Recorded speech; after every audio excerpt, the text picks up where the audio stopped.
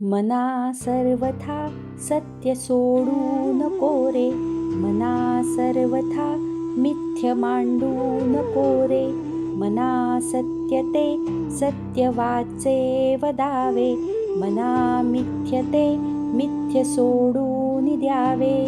श्रीराम. सखूबाई कराडजवळच्या एका गावात राहत होत्या.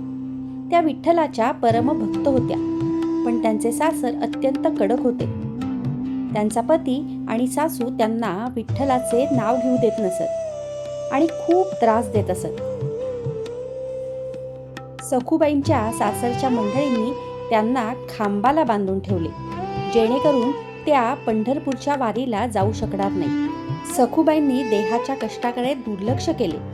त्या बांधलेल्या अवस्थेतही मनोमन विठ्ठलाचा धावा करत होत्या. सखूबाईंची ओढ इतकी सत्य होती की प्रत्यक्ष विठ्ठल एका साध्या स्त्रीच्या रूपात तिथे आले. त्यांनी सखूबाईची सुटका केली आणि स्वतः सखूबाईंचे रूप घेऊन त्यांच्या घरी राहू लागले. तिची कष्टाची सगळी कामे करू लागले, जेणेकरून खऱ्या सखूबाईंना पंढरपूरला विठ्ठलाच्या दर्शनाला जाता येईल. सखूबाई वारीला विठ्ठलाच्या दर्शनाला पंढरपूरला गेल्या. जेव्हा सखूबाई पंढरपूरहून परत आल्या, तेव्हा त्यांना समजले की स्वतः देव त्यांच्या रूपात काम करत होते.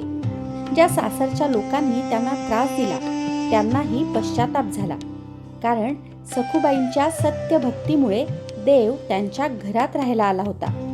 तात्पर्य, जेव्हा आपण संकटातही सत्य सोडत नाही, तेव्हा नियती किंवा ईश्वर स्वतः मदतीला धावून येतो.